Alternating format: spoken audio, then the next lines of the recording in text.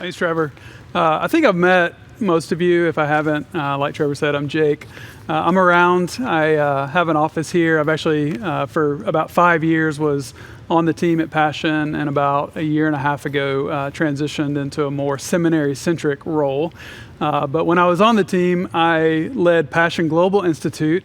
That has actually been rebranded to the Passion Institute for a variety of reasons. But part of that umbrella is a seminary partnership with DTS.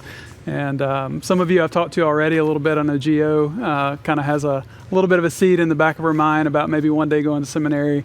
But anybody, no matter if you're going into ministry or not, would benefit from learning more about the Bible. And core is amazing. I get the chance to teach scripture narrative tomorrow night. So if any of you are taking core, love for you to come do that. But if not, definitely jump into core. But if anybody ever wants to get a seminary degree, come talk to me. Trevor is crushing it right now as one of our THM students, and it's a pretty good deal. So what we're doing today is Jason has been a guest lecturer for us several times in the past for one of our seminary classes. And the class is titled Teaching Process and Media Presentations. And the reason DTS offers this course, and the reason we wanted Jason to come and do this formation with you, is because the way that you tell your story, either personally or organizationally, matters. And it matters to the people you're leading. It matters to the organization that you're trying to influence. It matters to the city, to the world. You've probably heard that mission for the people, for the city, for the world. So how we tell our stories, how we communicate really matters. So from a seminary side, we are raising up these people who are going into ministry, and we want them to be equipped in that area, not just to know scripture and know theology, but also communicate it well. But from a personal side, it's just a great knowledge set and skill base for all of us to have as we think about what God has for us in the future. So this is for you guys today, but also we're recording it because Jason can't be all places at all times. He can't teach in every DTS teaching process course. So we're capturing it today in order to replicate it in the various environments that it's going to be offered in the future. So I need two things from you guys. First, I want you to come with expectation, come with an open heart and open mind of what God might have for you for this topic. And then within that, the second thing I need is for y'all to come up with some great questions. So as you know, if you ever take an online class, one thing you can't do is you can't ask questions in the moment. So I want y'all to ask the questions for the people who are on the other side of that camera so that they can say, oh, that's what I was going to ask. And then Jason's going to have this dialogue with you all. The way that's going to work is you're going to ask a question, Jason's going to repeat it so the camera kind of catches that. And really with that Q&A, it's going to be whatever y'all make of it. So I would encourage you to lean in, ask great questions, challenge this guy. I'm going to intro him in a minute, but he is a legend. And I think it's going to be a great day. Y'all with me? Yep. Feel good? Yep. Awesome. All right. So am I in the frame? Am I good? All right. Hey everybody, welcome to the Teaching Process and Media Presentations course at Dallas Seminary. We are pairing it today with a really great opportunity and a really great organization, Passion City Church. As we know in this room, and as many of you know who are joining us online, Dallas Seminary, DTS Atlanta, has an incredible long-standing partnership with Passion City Church. And we offer courses here, we offer degree programs here, and a lot of the resources of both Passion and DTS kind of get shared in order to create a better experience for our students and for our communities and for our cities.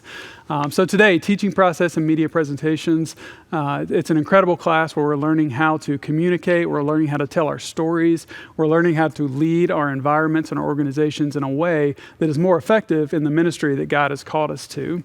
And there's one person in particular that is at part of Passion City Church who's going to be teaching us today and really bringing some high-level content, some expertise and knowledge to those journeys. Two of the learning outcomes for this class is that the student will appreciate the value of big ideas, lesson aims, lesson plans, and creative methods for quality teaching. The second is the student will develop sensitivity for the appropriate and aesthetic use of media in ministry. That's something we can all do. And bringing in Jason, I'm going to introduce him in a minute, but bringing in Jason is almost like bringing in Michael Jordan to your basketball team. So I had the privilege of growing up in the era of Michael Jordan. He started his NBA career when I was in 4th grade, and by the time I graduated high school, he'd won multiple championships. It was clear that he was the best ever. And one thing that I kind of relate to Jason coming in today is that I knew I would never be Michael Jordan. But one thing I did in elementary school and middle school is that I would go to my backyard, I would go to my just shabby little hoop that I had up, and I would pretend like I was Michael Jordan. I would watch him the night before, and then I would go out and I would try and emulate him. Now, I knew I would never be Michael Jordan, but emulating Michael Jordan, emulating greatness, allowed me to become a better basketball player, even to the point that one day, despite my athletic genes, I made the middle school basketball team. So that's our hope today is Jason's going to bring some knowledge. He's going to show some of his past work. And there's going to be a temptation to be like, whoa, I'm never going to be able to do that, or my organization's never going to do that. And I would just say, open yourself to the idea that greatness lifts everybody. And excellence, no matter where you're at on the scale, can take you from your point A to your point B. So that's our hope, is that wherever you're at on the scale of design, of storytelling, that today would be something where you evaluate where you're at and you evaluate the possibilities of what could be, and then you move in that direction. So a little bit about Jason, this guy I'm talking about. Jason Daiba is a writer, producer, and creative strategist. For 9 years, he served as the creative director at Long Hollow Baptist Church in Nashville, Tennessee, and then 6 years as the lead content creator for Passion City Church and Passion Conferences. On the side, he's written songs for artists like Chris Tomlin and scripts for figures like Matthew McConaughey. Currently, he's the creative director at PoolSpark, a creative agency that provides exceptional storytelling to various ministries, celebrities, and Fortune 500 companies. Jason and his family reside in Atlanta, Georgia. So in a minute, we're going to welcome Jason, but first, we're going to start our class by watching one of the pieces of media that Jason has created in the past.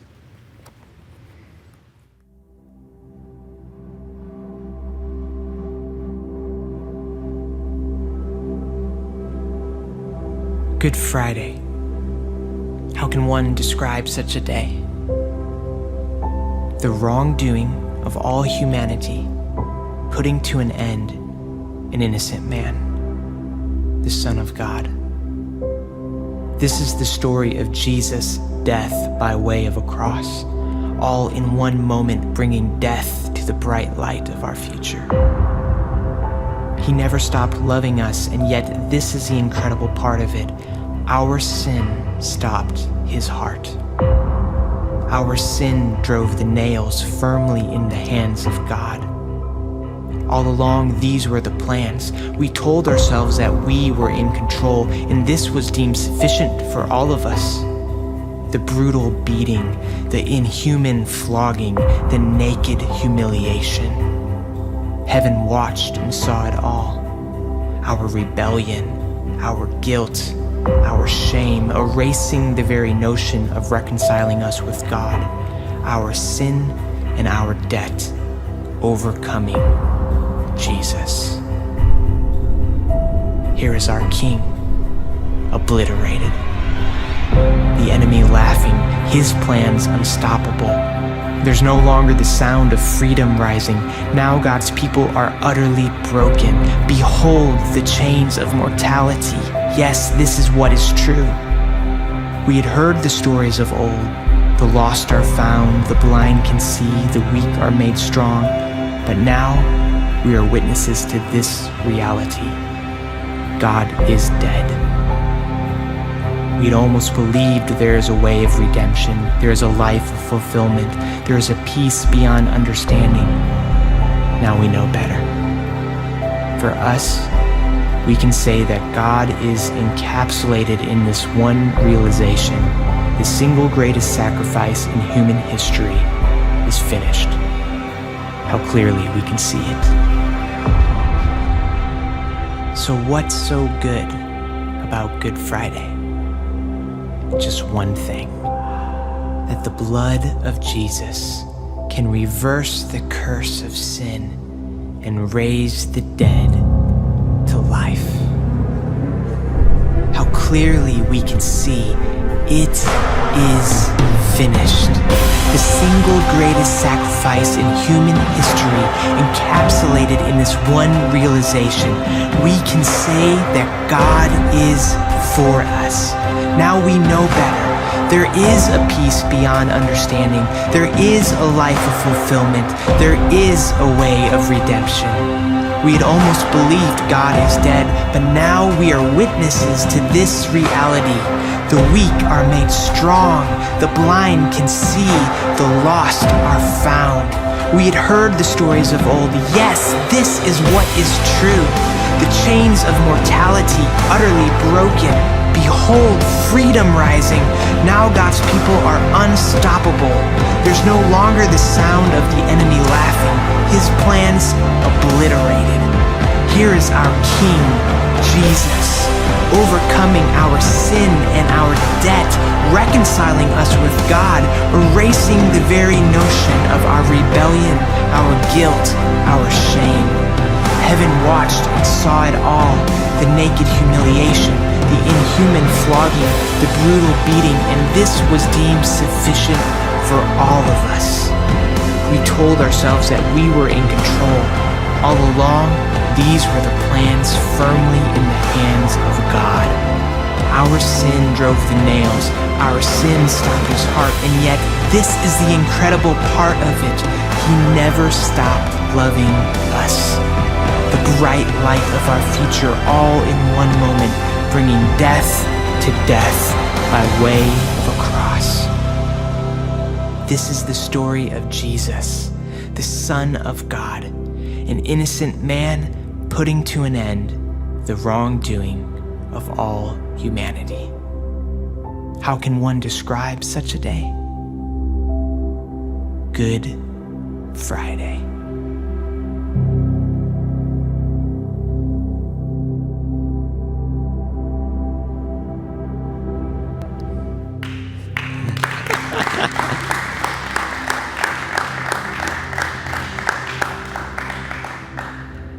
Thank you. Good morning to all of you, and to those watching this a little bit later. Thanks for joining us for this journey together. Thank you to Dr. Jake for inviting me to be a part of this again. This is exciting to talk to you just for a few minutes this morning about what we're calling teaching process and media presentations, which is a class for some of you. For those who are in this room right now, you're just jumping in for a moment in order to hear something about how does media slip into your world in order to make you a better leader. Because even if you're not going to be a preacher or a teacher one day, what we're talking about right now could have application and an impact in your individual areas just as an organizational leader, as just a person of influence standing in front of a group of people at some point in your life where it's like, I want to get people on board with a message or a vision, and how can I use the tools available to me in order to do a better job of doing that, of getting people to understand what I'm trying to say or where we're trying to go, or any number of different things. Now, of course, I need to put a little definition around the word media, because we say media and that could mean a whole bunch of different things. It's like, are we talking about Fox News and CNN and NPR? No, we're not talking about that type of media. We're talking about a media of like multimedia. It's like, how does music and voice and story and graphic design and photography all intersect at one spot in a way that will create an environment and a moment for someone to experience. That's kind of what we're talking about when we say media. Really, I might even slip into using just the word art at some point, because really that's the type of media that we're talking about. Specifically, we'll probably spend a little more time talking about video media, because that's such a popular form of media right now, and a really powerful one, and in some ways it incorporates all the other types of media into it. And so when we talk about video, we really kind of check all the boxes all at the same time. And when I think about just this topic in general, I think about something that happened to me a few years ago. I was sitting at my computer at work. This is in the days when Twitter was the king of social media. Instagram didn't exist yet. So back up 10, 15 years from where we are right now. And I'm sitting there, and through my Twitter feed comes a news article that caught my eye. And the general basis of this, after I clicked on it and started to read it, was that somewhere in Brooklyn, New York City, people are walking about their business on like a Tuesday morning, and all of a sudden, this brick building that was wedged in between other brick buildings suddenly just explodes out of nowhere for no apparent reason. Just bricks are flying all over the place. And the reason I kept reading this article was because it was the eyewitness account of someone who was in the building when it exploded. And this is what it said. I was watching TV, and there was a massive explosion, like a sonic boom from a jet. And then the whole building was on me. Remembered Colin Patterson, a piano technician who lives behind the Absolute Piano Store on the building's ground floor. He goes on, the pianos, just imagine this for a moment, the pianos flew in the air. Pianos were all around me. So you're this guy, Colin Patterson. You can back up one more. You're Colin Patterson. You're just sitting there, minding your own business on a Tuesday morning when suddenly all of these giant instruments are just up in the air, flying in slow motion all around you. And then he goes on to say, they were literally on their side. I was stuck in some miraculous cocoon of pianos, he said, of the massive wood and steel instruments that fell benignly around his body, shielding him from the weight of 5 stories worth of debris. Now, why did I click on this article? It's because it was titled, Explosion Survivor Shielded by Cocoon of Pianos, which is like the craziest title I'd ever seen in my life. But I love this image, and I've had this story just stuck in my brain for the last several years because I love what it paints as a picture of art, which is that all these instruments of art in this moment come around Colin Patterson, this everyday guy, whose world has suddenly been sent into a state of upheaval. His whole world is literally crashing down on him. And in that moment, the art form comes around him and creates a safe place. And I think about so many times in my life, like when I've been in a season of depression and a song came to me that was the perfect thing to speak to me in that moment. Or I think about something from a film that taught me something about relationships that I had never even considered before. Or something even just in a photograph that you're just scrolling through the stream of information in the day and you see a picture that suddenly just opens up your heart in a way that you weren't expecting to be impacted. I love that idea that this is what good media and good art can do for us. It can create a safe place. It can create a moment of shelter in a world of chaos. Does that mean all art and media is equal? Not necessarily. It just means that it has a unique entrance into the human psychology, into the human emotion, in order to impact us. I think the Bible talks about this in 1 Peter in a unique way. It says, each of you should use whatever gift you have received to serve others as faithful stewards of God's grace in its various forms. There's 2 things here in this one verse that I think are pretty potent. One, that we should use whatever gift.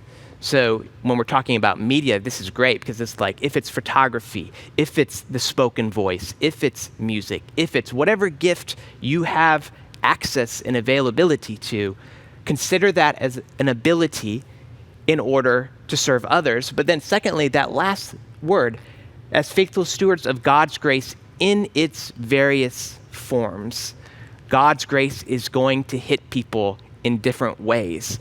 And when we believe that and understand that, then we're more willing to understand that something different than maybe what I'm already doing could maybe introduce grace in a different form to somebody. So I think in some ways that gives us the big Why are we even talking about this right now? It's because we want to be faithful stewards of God's grace in its various forms. Now, let's go maybe to a more like pragmatic level and ask the question again. So why use media at all? Maybe in a more practical statement, it's because media gives us a second voice. So that, and we all know this, is that some things that you say are not as powerful as when they are sung, right? Certain phrases, if I were to go through the top 10 songs in recording history and just read you the lyrics, they might not really stir anything up inside of you, and yet these are the songs that the world has played on repeat millions and billions of times because a certain type of language in a song can have a different voice than just speaking it out loud. And we've seen this in all different kinds of ways. As way of example, the video that we just showed a moment ago, I could stand here and tell you theologically about how when Jesus was crucified, how he took a moment that was intended for shame and used it as the means to release us from shame, and that the thing that we thought was going one direction actually ended up going another direction. And you would all understand that. Like, that's a comprehensible statement for me to make. But the impact of me telling you that right now is probably not quite as heavy and memorable as having seen the video. The video takes you on a journey. It gives you one expectation, and then it turns it a different way. The music, the speaking, the animation, the graphics, even just the color scheme, all have an impact on what we think about it. One other thing, or another way of saying this, is that media allows us to access additional functions of intellect, memory, and emotion beyond just our ability to listen and to comprehend. So that's the why. That's why are we talking about this? How does it, why would we pursue this? Why would we consider this? Now let's get in a little bit into the what and the how, talking about, okay, if we're going to do this, then how do I bring this into my world as someone who, again, might be teaching, someone who might be speaking, someone who might be leading a meeting, an organization, a group of people. This can even filter down to like what we post on social media if you want to go way down into like the everyday. But like I said, we're going to kind of focus a little bit on the visual video side of media for just a moment and talk about what are the 4 types that show up commonly inside of ministries, nonprofits, live events, all those kinds of things. These are all things that you've all seen, but maybe you just haven't had the language to put around it. So I'm going to give you some words to assign to them. 4 basic types of video media. The first one being motion graphics. And what this is if you've ever been in a worship gathering before, and there's a big LED wall behind everyone, and there's all these colors, and there's shapes, and there's big words jumping up that go along with the song, this is a motion graphic. Basically, anything that gets created into a video that wasn't created via a camera would qualify as a motion graphic. It's things that are created mostly by computers. So that's a motion graphic. In order to create a motion graphic, what you need is an animator, which is a type of video person. Second category is talking head. It's named that because it's a video of someone's head who is talking. This is also a very, very common type of video. You see this all the time. Sermons would fall into this category of you have someone talking, they're delivering information. It could be short, it could be 15 seconds, it could be 3 hours. It's a talking head video, very common. Again, what this requires is a film crew. This is where the camera comes into play. You're going to have some lighting, and then you're going to edit it. Third major category is recaps and promos. Now, this is, again, using a film crew, using cameras in order to capture all this, but it's basically everything other than a talking head. Now, it might include a talking head part in it, but it's everything else. It's you just went to camp, and now we're going to do this 60-second what happened at camp video. And so it's all the different other moments that are being captured. What we call this in video world is called B-roll. Way back in the day, when film was first invented, there was something actually called an A-roll. We don't use that term anymore, but it was like the main roll of footage, which was the story. And then B-roll was just everything else that got captured in order to just splice in all that. The first term has gone away, but B-roll has stuck around, and that's what creates recaps and promos. It's just all the other footage that you can get to create a moment. And then the last one, the mini movie, is more or less an amalgamation of everything above it. And so it could use motion graphics, it could use talking head, it could use all these different types of B-roll that would be captured, but the critical element that makes a mini movie is a script. It's a story. It's a journey that you're taking people on. So even though the piece that we watched just a few moments ago to start our time together was mostly motion graphics, it was all created inside a computer, it would fall more in the category of the last thing because it had a story. It had a journey that we were taking people on. Not all motion graphics have some grand narrative that is trying to explain. It could just literally be a logo that's animating. But a mini movie, it's meant to do that.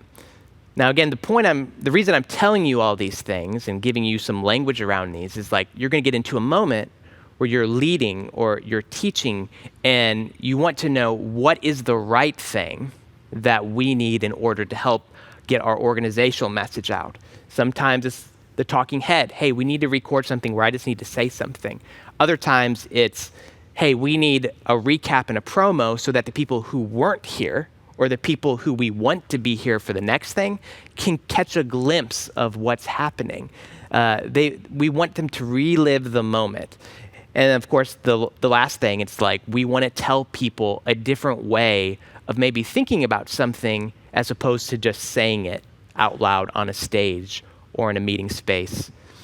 And so these each have a different way of like coming into the workflow, into the life of how we teach things and how we share them with other people.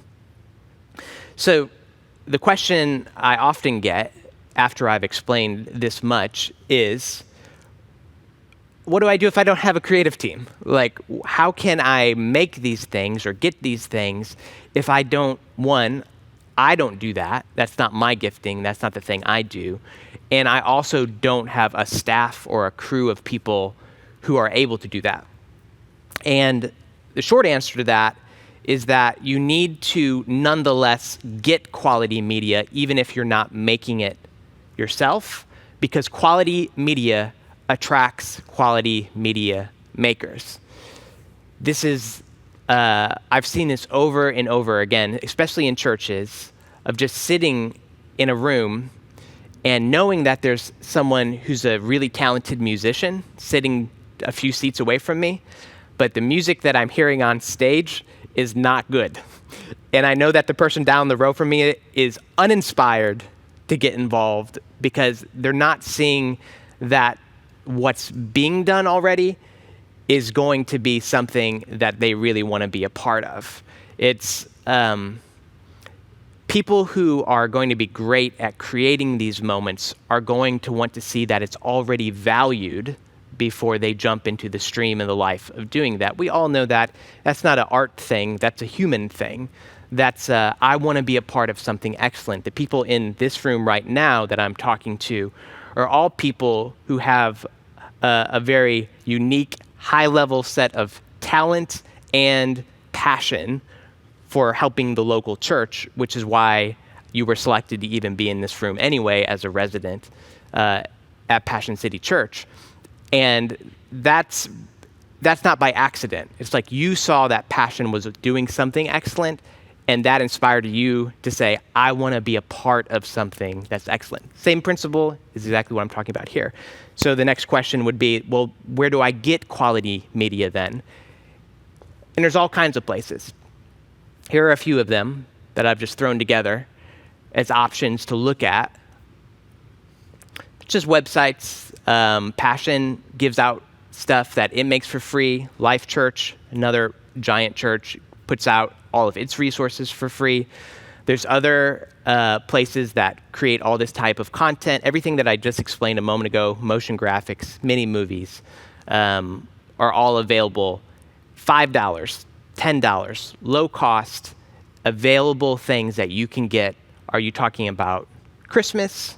Are you talking about the idea of social justice? Whatever you're talking about, there's something that's going to be created that can come alongside you as a piece of media to support you. Again, by getting these pieces of media and showing them, what you do is you establish a value for media that allows other media makers, people who want to be on your team, to want to volunteer their time, to see that it's already valued. Next question is, let's say you get to the point that you have a team, you're putting it together, but you're just learning, you're getting some of these things going. This is the world that I've lived in for a long time.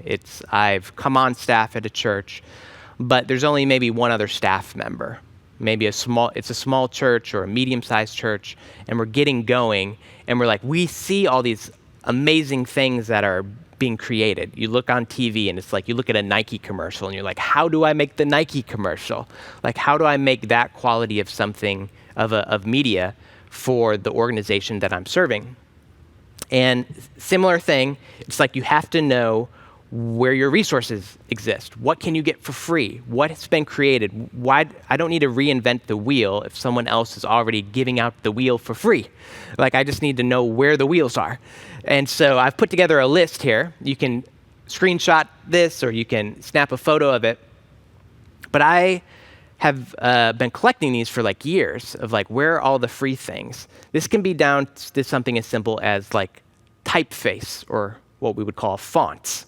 It's like, where do you get the thousands of fonts that you would want in order for your graphic design to look unique and for it to look engaging and set apart from everything else that's out there in the world? This goes into tons of websites, everything from music to footage, to sound effects, to photography, to fonts. And then there's also a second tab of just, who do you call? Like, let's say you want to do a spoken word or something like that. Who are the right people who've done a lot of this that you could contact? Now, the point of this is not so that you can come to this link and steal all of the ones that I have collected. The bigger idea is that you could use these, but that the biggest thing about creating quality media over time is that you're building your own network of who are all these quality media makers. Where are the resources of all of these? You can go back to the link. Again, you can scroll through that later. I'm always constantly populating it with new stuff, but the bigger idea is like, you want to be creating your own network of like, if we're going to create quality media for the things that we're leading in our organizations, then we need to have the bank of people that we would know to call, to invite into the process of actually creating all of these things. The next thing is, so we talked about, we're kind of going through stages here. You don't have a team, what do? You get a team, but it's small, how do you get better? Third thing, let's say now you have a team, you're making stuff, and you're like, how do we know if it's good? Like, what is the rubric? What's the standard? Now, of course, all art is subjective, and so a very simple thing is like you just watch it and you just kind of know if it's good or not. But it might be helpful actually to have a few more questions that we would ask to really understand how do we make it better. And so I'm going to walk you through 5 simple questions that I ask myself typically after we've made a piece in order to evaluate it. And the first question is, you can advance the slide. Is it truthful? So is the piece that we just made, is it truthful? I would hope that this would be an easy yes. If this is a no, then you have much bigger problems than your media. You have a big philosophical question you have to ask. But first we want to know is what we made, is the message that it's communicating, is it truthful? But then secondly, is it useful? Which is an interesting question, because not everything that is truthful is necessarily useful to the audience that it's showing to. So the type of media, and we all know this simply by the basis of age, that if I were to play the video that we started with to the group of people who normally is in this room, which is ages 5 to 11, like they would have no concept of why that video had any meaning to it. It would completely be just a wash to them. They wouldn't understand that a script going one way and then reading back the other way is impressive in any sense. They would just think, this is a boring 6-minute video of a bunch of words. Where's all the pictures? So useful is obviously a really important thing to gauge. Truthful, is it useful? Third, is it memorable? Again, this is kind of a pretty big question to ask, but if someone sees or hears or experiences the message that you are giving them, and yet they walk away and forget all of it, how good was it? So it could have been truthful, it could have been useful to them, but if there was nothing that made it memorable, then how good was that piece of media? Fourth thing, is it truthful, is it useful, is it memorable? Is it multicultural? Is it hitting many audiences? Does it apply to someone who only looks like me, from my background, my heritage? Or is it hitting many cultures? And then fifth thing, and this is the big thing, is it innovative? Is it all the things above, but also pioneering a space, finding new ground that maybe no one has taken before? I would say that of all the things that I've made in the last 15 years, maybe 2 or 3 of them are innovative total. So I would consider it a huge goal if I checked off all 5 of these. I'm happy usually just to get through the first 3 or 4. If I can check off 3 of the 4 top boxes, then I'm like, wow, we're making some good media. If we make it to number 5, then we really deserve an award of some kind. But I don't think it's the goal to have everything be innovative all the time. I think if we're making things that are truthful, useful, memorable, and hopefully multicultural, speaking to a wider group of people than just the people who are closest to us, then we're making really good media. So those are just a couple things, again, where we walked through a few steps there. But just to go back and kind of reiterate this point of media, being a second voice, it's the thing that can help us in order to tell somebody something that maybe we've been telling them for a long time, but it just wasn't getting through. Have you all had that experience where it's like you're talking to friend A and you're like, you've been telling them this thing for a long time and they're not really getting it, and then some stranger walks along and says the exact same thing you were just saying, and they're like, oh yeah, I get it. And you're like, how? Like I was telling you that for years or something like that. I think about, I have a toddler son in my household, who's my child, and when we first took him to preschool, I had never seen him sit in a chair. He had refused up to that point in his life to ever just sit down and stay seated. He wouldn't eat vegetables. When it came time for nap time, it was always this big fight. It was like, why won't you go to sleep? I don't want to go to sleep. And it was this big back and forth. And I remember when we went to the preschool for the first time, we had the little parent-teacher conference before his first day of class. And without us saying anything, the teacher said, every day at noon, your child will come and sit down in his seat. He will eat his vegetables. When he's done, he'll put his plate away. He'll go get his little cot. He'll put it on the floor. He'll lie down. He'll go straight to sleep. And the teacher was telling us this, and me and my wife looked at each other like, you're crazy. Like, you don't know our son. Our son will be chaos in your classroom throughout this entire sequence. And the teacher said, no, you'll be surprised. And so we brought him in. Sure enough, 2 or 3 days into him going to this preschool, we followed up with the teacher and we said, how is it going? She says, oh, he's doing everything we said he would. He sits down in his seat. He eats his vegetables. When he's done, he goes and he grabs his cot, he puts it down, and he falls right to sleep for an hour and 45 minutes exactly. And I was like, I was shocked. I was like, how is this possible? And she says, it's because he sees all the other kids doing it. And so it's just the power of, in that instance, the power of peer pressure. It's like a small child just looks at what everyone else is doing and is like, that's the thing to do. I'm on board. I'll do it. And ever since then, he's been able to do all those things. And I just am reminded again in that moment, it's like sometimes we need the second voice. We need the second angle, the second influence in our life in order to help us make a change, in order for us to understand something in a unique way that we've never understood it before.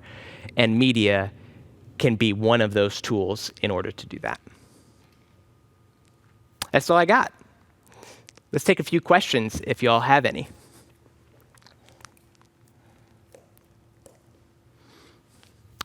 Yep. What's the key to making a piece memorable?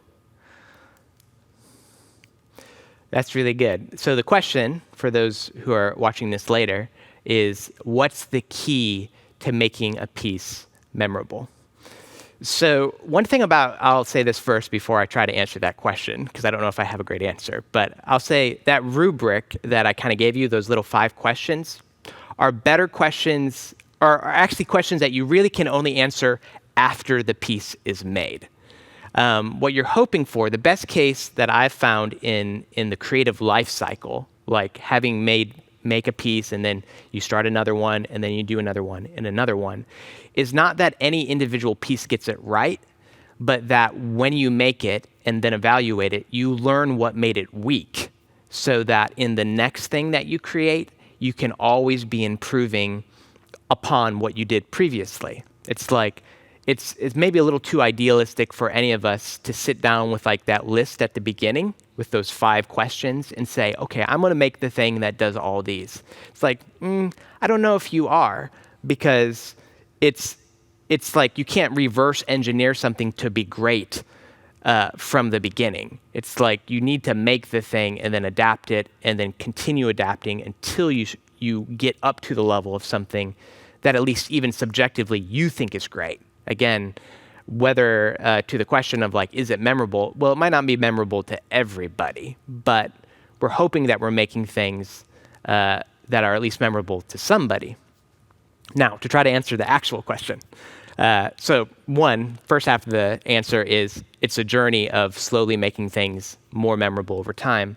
But secondly, I think it's 2 things. One, saying something that everybody already knows, but saying it in a way that is slightly different than they were all expecting to hear. And so to me, this is the moment of surprise and twist, leading people in the film world. We call it a red herring, that you lead people down a certain path to think that they know what the ending's going to be, or possibly into a complete state of confusion as to where are we going with this, and then to suddenly reveal, to pull back the curtain, to show that there was something more going on this entire time, that it wasn't all random, that there was a purpose. So I think a lot of memorable quality comes with inserting something that the audience wasn't expecting. It's really easy, just in any kind of art, to create the piece that is somewhat expected. It's like you write the love song that is just you gushing about how much you love someone. Probably not going to be a great song. You have to throw in some strange word that no one had ever associated with love in order to get into the category of it being memorable. It's some different take, or it could be something sonically that's different, a type of instrument, a type of sound. You look through, especially the history of music, and where changes happened is someone came in and they disrupted it. They jump into a genre and they add something that didn't belong there. This is the common idiom of like, the rules were made to be broken. Coming in, having an established standard for how something works, and then purposely going against the grain in order to get people's attention. So I think that's a big part of creating something memorable, is finding that one spot in the thing that you're making or communicating.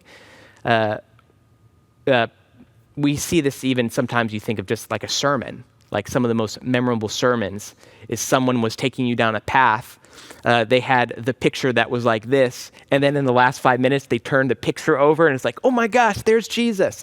It's like there's that thing that you were so comfortable with it being one way for so long that when someone turned it around, it suddenly became something that was going to stick with you for a long period of time. So I think that's part of it. There's probably 20 more answers to that one question, but I think that's a big piece of it, is how can I set an expectation, build the expectation, and then fulfill the expectation, but not in the way that they were thinking I was going to. What are some other questions? Yeah. When you're working with different creatives and artists, what have you found is the best way to give them feedback without insulting their art? Yeah, that's a great question. So the question that was asked was, you're working with creative people and you want to give them feedback, but you don't want to insult them, you don't want to hurt their feelings, you don't want to demoralize them. I feel like someone paid you to give me that question, because that is like the classic conundrum of creative work. That is like, it's a perfect question. This I have seen go all kinds of different ways. I've seen it go poorly. I've seen it go well. Part of it, similar to how I answered the last question, is one, you have to understand that different creative people take feedback differently. They're in different stages. They're just different personalities. They have different temperaments.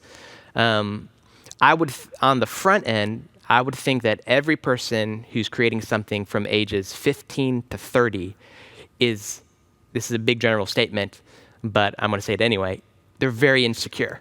They're very insecure about the art that they're making, partly because they are identifying their own personal worth and their own personal identity with the things that they make. And there's a good side of this. Like, the great side of that is like your passion for making art is through the roof, because it's like, it's you. My whole life is me making this video or making this spoken word or being a graphic designer or being a photographer. And so you're throwing everything into it because it's like, it's how you find all your value and worth. But then the moment someone else comes along and says, that photo's not very good, not only do you take it as the photo's not very good, but you hear, I am not very good. I'm not good enough. Like, you don't value me. Not just you don't value my art, you don't value me. Some people grow out of that. Not everyone does, or some people learn through that. Knowing that that's the case, though, like knowing that that's just like the natural default for most artistic people, I think it's important to honestly play to it a little bit. To one, remind them like, hey, you are a good artist, first and foremost. You are growing. You are doing good work. Now, let's talk about the specifics of what would make this piece better. So always framing it up as like, it's not that it's bad, it's that you are on the artistic journey of getting better, and here are some of the things that can contribute to that.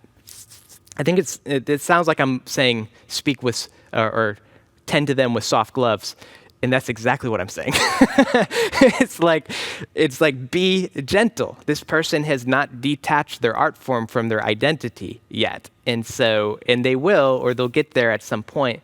But in the meantime, let's help them first reaffirm their value as a person, reaffirm their value as an artist. And then the biggest thing that I have found to be useful in the actual conversation of talking about this, let's say this 4-minute video, there's some problems with it, is the more specific I can get with my feedback, the further I can get away from vague generalizations of what's not good about this, the more I can get down to the specifics, the more that, or the easier it is for the person to detach from the feedback being personal. So if, let's say there's something with the music for a video that's not working. Rather than me saying the statement, I don't like the music, I would never say that, because that immediately, changing the music in a video edit is a massive change. It's like they built the whole thing around the music, and now you're saying that the thing they built it around is trash. And so I don't want to go there. I don't want them to feel like the entire castle is suddenly crumbling before their eyes. What I do want to say is, again, get into the world of specifics. Hey, I would like the music at 2 minutes and 20 seconds to come down in dynamic. I want to create a space for about 45 seconds in the middle of this piece where the dynamic comes down. And then on this word, I want us to ramp back up into something. That immediately gives the editor or the creator, again, this could be applied to other art forms too, but just giving them those specifics gives them a way forward. Like they know this is why that didn't work. It's because I wanted a different dynamic in this moment, and it gives them the way forward to know how can I fix it. Now, sometimes I don't know how to fix it. And in those instances, what I would typically do, let's say it's not something as specific as at 2 minutes and 20 seconds, I want this to happen. I would want to sit down and actually bring them 2 or 3 options. Like if I don't like this music, here's 1 or 2 options that are closer to what I do want, so that we can at least get on the journey of moving forward. Again, I think it's all about like forward motion. It's not about you did this wrong and now we're getting set back. It's here are the things that we can do in order to keep moving forward with this piece. So again, I think the key word to that entire answer is specificity. It's like I want to get into talking not about the piece being bad, but about these key areas being a spot for improvement. I'll give another example just to get out of the video space. Like graphic design is a very simple thing like that, where you see this cool graphic, someone has made it for an event or maybe a product or some resource that's coming out. And there's just something about it, you're like, this is not quite hitting me the way that I want it to. The good thing is there's like zillions of other types of a graphic design that are on the internet that you can easily create mood boards. I mean, this is what made Pinterest such a huge phenomenon about 10 years ago. It's like for the first time, people could visualize the thing they wanted in their laundry room for the first time in their life. Like it didn't all have to happen up here in their head. They could actually have something they could piece together, say, this is the thing that we're going for. So I think giving people options, giving them creative direction is the way to combat the idea that feedback is always bad. I'll say this, anyone in this room or watching who wants to be a creative, like wants to make stuff as a creative person, how you deal with feedback, your ability to cope with it and to learn from it will become the ceiling for your ability as a creative person. Like if you are always under that and always feeling terrible about every piece of feedback that you ever get, making music or making videos or making whatever the art form or media is that you do, if you can't grow through that, you'll never totally get over it, but if you can't continue to grow through that, it will always be the ceiling for the ability of what you're able to do. Yeah. Where's the line for churches between being creative, stepping into that, and being a good steward, like 1 Peter 4:10 says, and then being too creative and losing the message? Totally. Putting too much of our limited effort on it. Where's that line? Yeah. So the question was, where's the line, or where do you fall in this spectrum for a church, particularly of keeping the mission of the church, doing that with creativity, and then also doing it with so much creativity that you've almost lost the plot, like you've gone too far. Again, I think part of that, I'm qualifying every answer that I'm giving because maybe the spectrum's so wide, but I think part of that is knowing your audience. It goes back to the questions, is it useful? Again, you can make something that's truthful, make this really cool indie film or something, has all this truth packed into it, some great metaphor of, I don't know, transubstantiation or something like that, some deep theological concept. And you play it for this room, and they're like, I didn't get anything you were talking about. Well, it's at that point, you didn't get past check mark number 2, is it useful? So I think that's in some way is, like, you got to know your audience. If you're down, I'm not saying this as a slight or a critique or anything, but a small church in rural Alabama and a big church in Chicago might have a different taste for the type of art that you create. And if you're going to enter into that space, there's no benefit to you or to them for you to force a certain type of artistic style or storytelling or anything upon a congregation or a group of people if it's not the right thing for them. Now, can you help people come along on a journey? Can you introduce them to things over time? I would say that should be a goal, that we should always be helping people see things a little differently. Again, that's the point of art, is we want to provide a second voice. But I think at the point that we've gone so far that it's no longer comprehensible or useful, again, if they don't think it's useful, if they don't think it's memorable, then we might have to reset our own expectations for the quality or for the media that we select or for the media that we're making. So it's a little bit contextual, I would say, based on that. I've seen both things happen. I've seen churches that have taken no risks where they could have taken some risks. And then I've seen really talented and ambitious creative people step into the church and get so far into their art form that they forgot the people who they were making it for.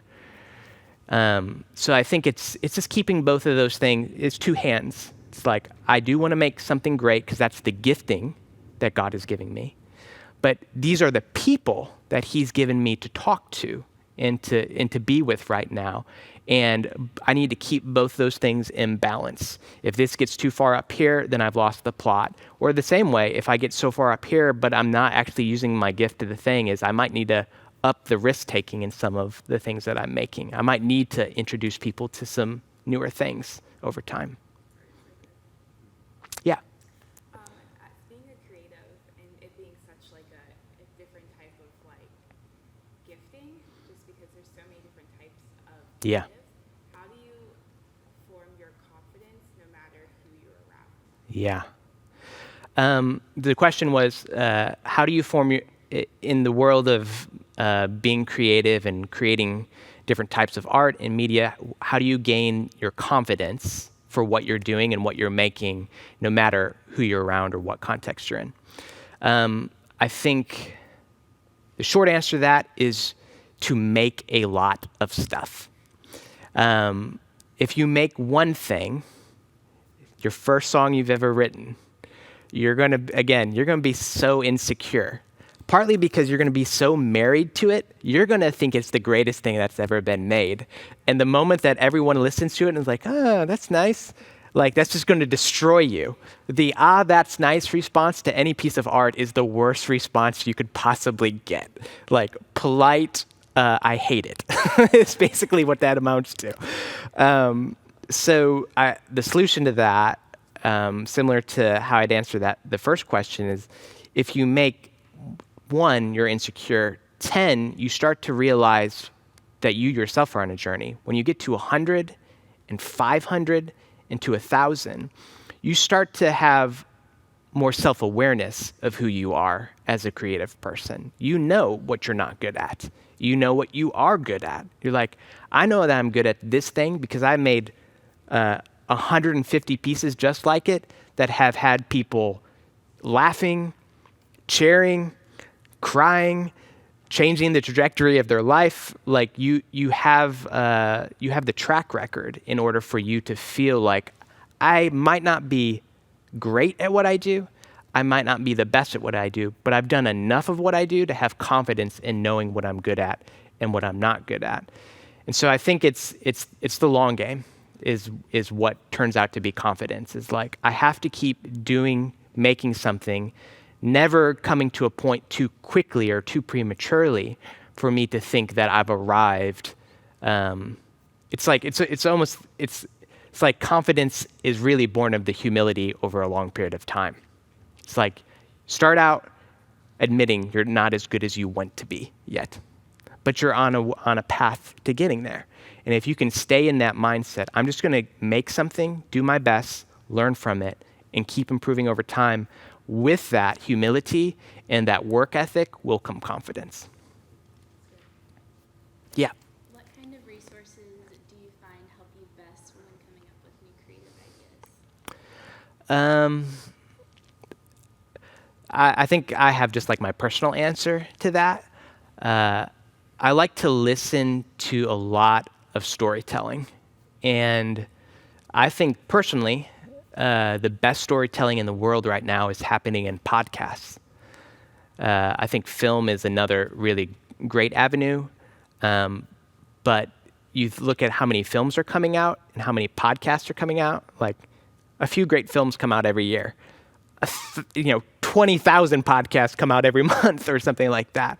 Now, granted, in the podcast world, there's tons of terrible stuff that's not worth listening to, poor quality, they're rambling on.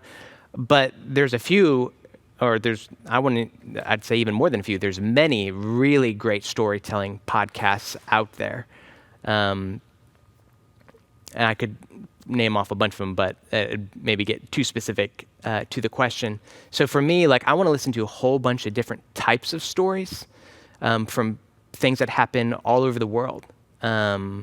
Some of that is going to be in the political space. Some's going to be in the religious space. Some's going to be in the scientific space. Some of it's going to be in the athletic space. I'm listening to all these different things because ultimately, so there's a quote by an author named James Joyce. It's from the front half of the 20th century, and it's considered one of the greatest authors of all time. And he was talking about, I think it was in an interview, he was talking about how do you tell a story that everyone can see themselves in.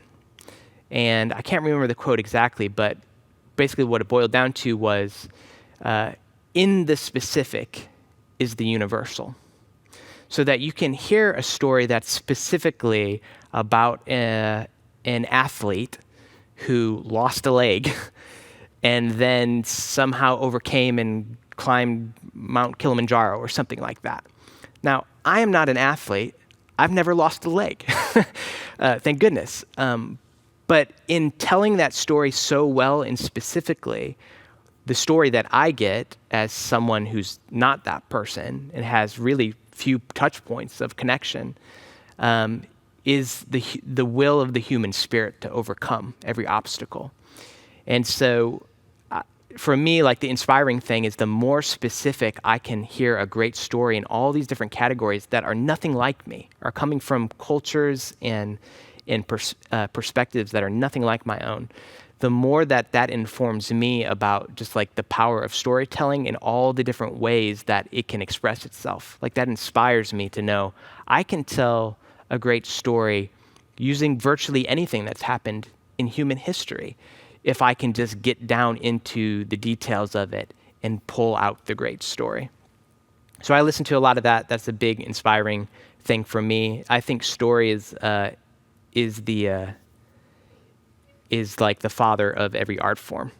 Stories up here, there's music and film and everything else under it. Everything comes back to a great story. But others would disagree with me on it. That's just my personal philosophy on it. Yep. How do I maximize quality of my media if I'm working with a low budget or an under-equipped team? Part of it is what I mentioned earlier. Oh, yeah. Thank you for. So how do you maximize quality of the thing you're making when you're under-resourced? Whether that's with money or I'll throw in time, short timelines, or your own staff or personnel is either limited or maybe they're beginner level. Maybe they're just getting going. I think one was the thing that I mentioned earlier. It's go ahead and play to the resources that are available.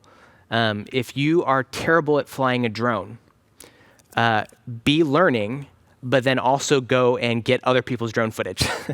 Go buy some, license some, get something in there that's better than what you can do if the story calls for it. Don't be so proud. I know some people, I'm talking to filmmakers here specifically, that are who are so proud of their own art form, they refuse to use stock footage. And I'm like, man, you're missing out on making something great by not being able to get over that hurdle of I didn't shoot it, so I'm not going to use it. So I would say first, go ahead and play to the resources that are available in the world for either free or low cost. But then I think the other thing is like when it comes to like learning and getting better at your craft, I think it's good to do a lot of what I would call transcription, copying. It's like look at something that's really good in the space that you want to work in. Like I'll go back to the songwriting space for a second. Look at a piece of music that you really love, and then try to write something as similar as possible to it.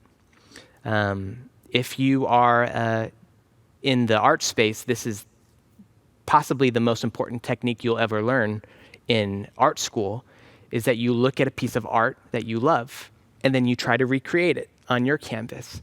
What you're doing is literally you're copying, but what you're also doing is you're learning the movements of how this great artist created his piece, and now you are learning literally the motor skills of how you would use the same tools that he did.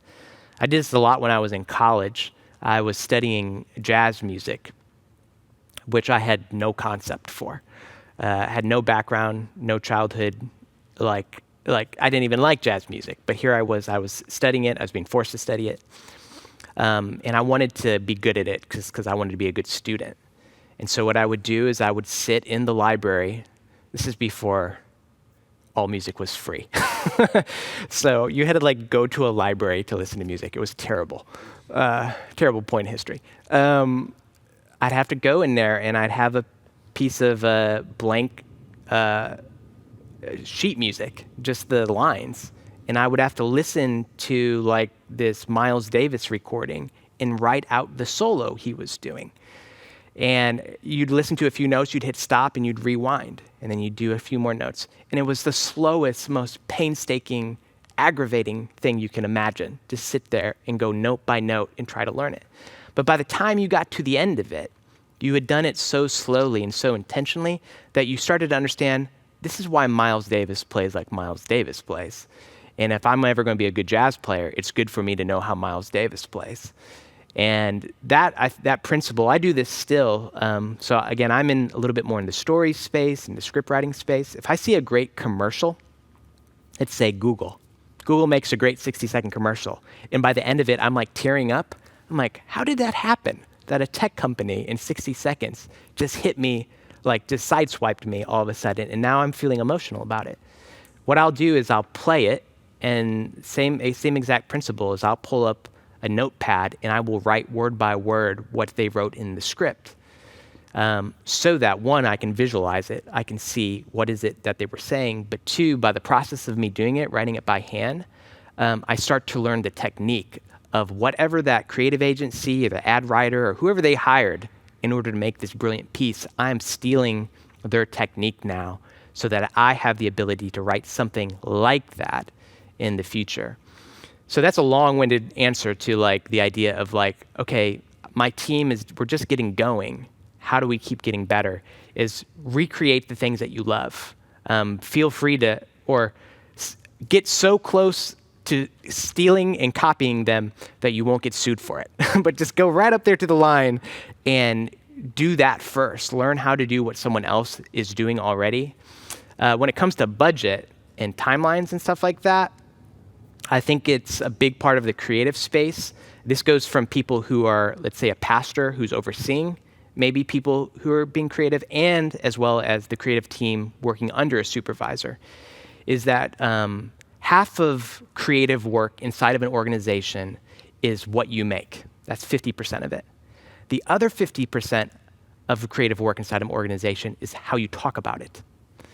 It's how you set the expectation with people of like, hey, this is the timeline we need.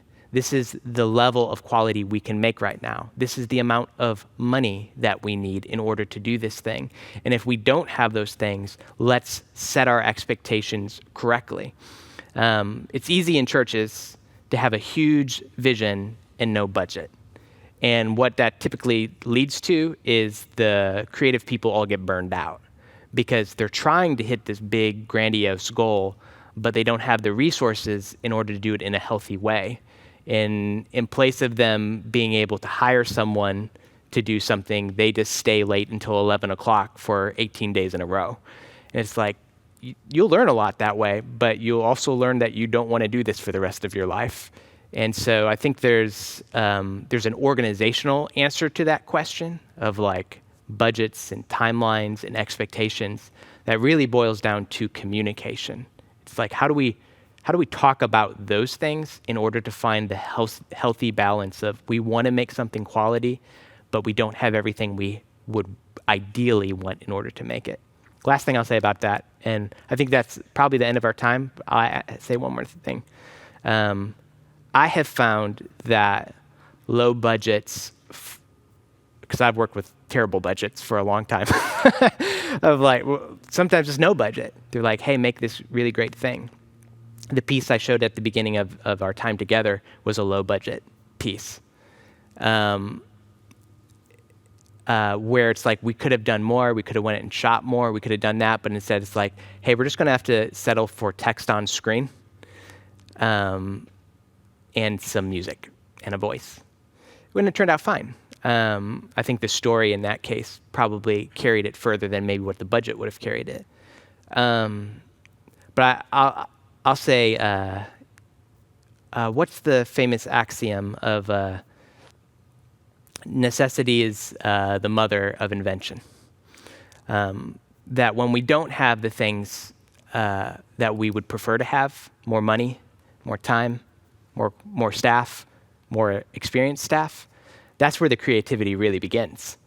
That's the moment when we have to figure out how do we make something great, even when the circumstances that we have for it would say that we wouldn't be able to. So I think it's a challenge. It's one that you have to have, one that you find even when you get out of one stage of life and you move into another one. It's just the same problem in a different format. It's the same thing with like wealth. You think you're poor, and then you get a whole bunch more money, and you still think you're poor. and there's always someone who's more rich or has more of a convenience than you do. And you will always be that way for the rest of your life, even though you actually are getting more money as you grow older. So I think some of it's a perspective thing and also just the nature of creativity in general. All right. You good?